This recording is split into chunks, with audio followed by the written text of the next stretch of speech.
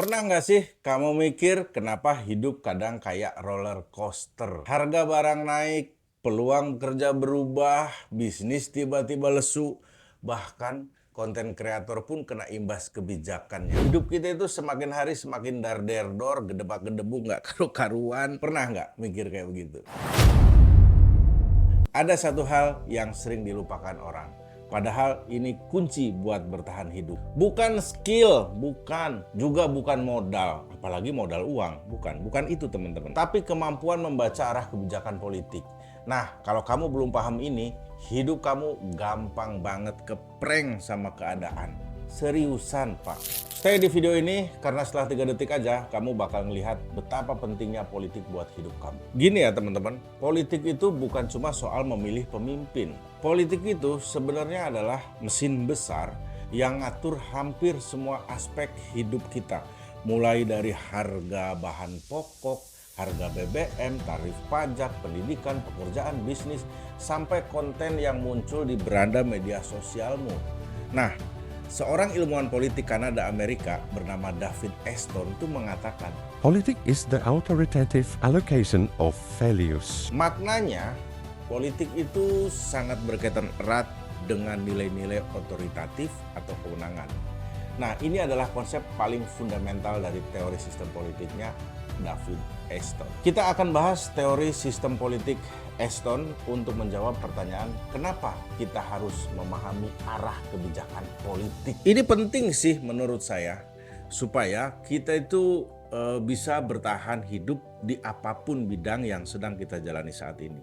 Nah, oke teman-teman, kita mulai dari istilah otoritatif sebagai fondasi pertama dalam teori sistem politik David Eston. Pada bagian ini, menurut Eston, keputusan yang dibuat oleh elit politik memiliki kekuatan yang mengikat dan sah atau legitimate bagi seluruh masyarakat. Kenapa?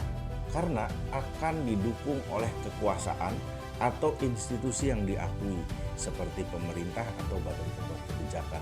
Nah, di sini teman-teman bisa melihat bagaimana sistem politik itu sangat erat dengan sistem pemerintahan dan kemudian dia akan mempengaruhi kebijakan pemerintah yang berhubungan dengan kepentingan kita di masyarakat. Kepentingan kita sebagai masyarakat. Teman-teman sekarang bisa bayangin deh apa yang akan terjadi jika keputusan politik itu tidak berpihak pada kepentingan publik. Wow. Dampaknya bukan hanya untuk kita, tapi akan berdampak pada seluruh makhluk hidup dan alam semesta yang ada di wilayah yurisdiksi Indonesia. Karena keputusan politik akan membawa dampak hukum yang serius bagi siapa saja yang melanggar atau melawannya. Itulah yang dimaksud otoritas, kewenangan absolut yang diproduksi oleh sistem politik dan menjadi kebijakan publik. Oke, itu tadi adalah fondasi pertama dalam teori sistem politiknya David Eston, yaitu otoritas atau kewenangan. Nah, sekarang kita masuk ke fondasi kedua menurut teori sistem politiknya David Eston. Apa itu fondasi kedua menurut beliau? Yaitu alokasi. Yang dimaksud dengan alokasi ini adalah tentang proses distribusi atau pembagian sumber daya, hak, kewajiban, dan bahkan kesempatanmu di dalam kehidupan bermasyarakat. Bagian ini semakin sangat erat kaitannya dengan kepentingan masyarakat secara langsung. Artinya, jika dianalogikan sebagai roti, maka sistem politik akan membagi roti itu menjadi beberapa potongan dengan berbagai ukuran untuk didistribusikan kepada para pemangku kepentingan. Dan idealnya, kepentingan terbesar yang harus mendapat porsi terbesar adalah kepentingan rakyat, kepentingan kita. Betul nggak? Nah, apakah kalian sudah tahu kira-kira pada sektor apa yang menjadi prioritas keputusan politik pemerintahan kita untuk 5-10 tahun ke depan? Jika kalian tahu dan memahami dengan baik bagian tentang alokasi dalam teori sistem politik ini, maka setidaknya kalian tuh sudah bisa mengukur faktor-faktor yang akan mempengaruhi kehidupan kalian di masa mendatang. Sehingga kalian bisa memutuskan modal apa yang paling harus kalian miliki saat ini. Jadi dengan memahami teori sistem politik faktor kedua yaitu alokasi, maka kalian bukan hanya menyelamatkan diri kalian sendiri, tetapi menyelamatkan satu generasi. Minimal sekurang-kurangnya menyelamatkan anak kalian pada masa mendatang. Oke teman-teman, memahami alokasi dalam sistem politik menurut David Aston, akan membuat struktur skala prioritas kalian tuh lebih rapi dan sesuai kebutuhan perkembangan kebijakan politik pemerintah. Termasuk skala prioritas dalam hal pengelolaan keuangan.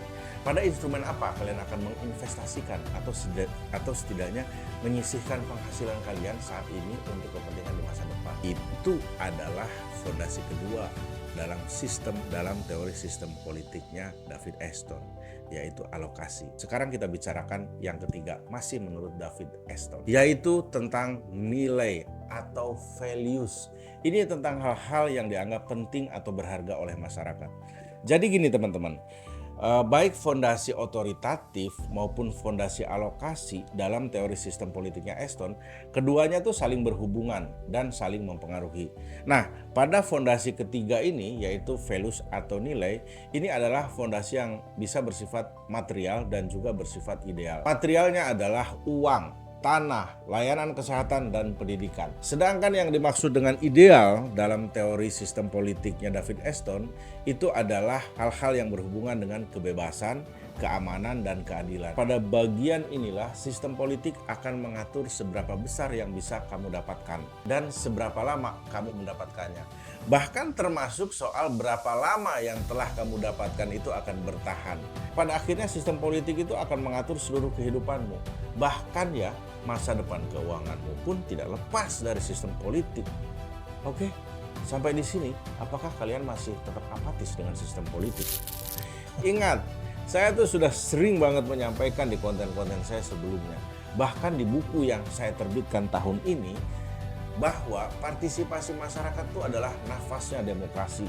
Dan demokrasi adalah ruang yang menghimpun, merawat, dan menjaga kepentingan kita dalam sistem politik. Artinya teman-teman, tanpa partisipasi masyarakat, maka sistem politik kita akan semakin jauh dengan kepentingan kita sebagai rakyat. Politik itu adalah kompas yang menjadikan demokrasi sebagai komponen utama. Sedangkan kebijakan itu adalah anginnya dan rakyat adalah nahkoda-nahkoda kecil yang tetap harus tahu kemana kapal ini diarahkan. Dari banyak banget sumber yang saya baca, literatur, dan pengalaman yang sudah saya pelajari, saya tuh semakin hari semakin yakin.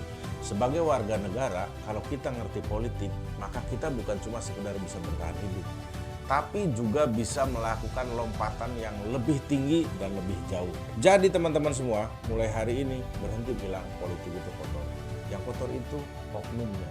Politik itu ilmu tentang bertahan hidup. Nah, kalau kamu mau hidup stabil, bisnis aman, karir jelas, masa depan gak gelap, pahamilah arah kebijakan politik. Itu modal terpenting. Kita ketemu di video berikutnya, tetap kritis, tetap santai, dan tetap menjadi bagian dari generasi yang ngerti arah perubahan. Sampai jumpa.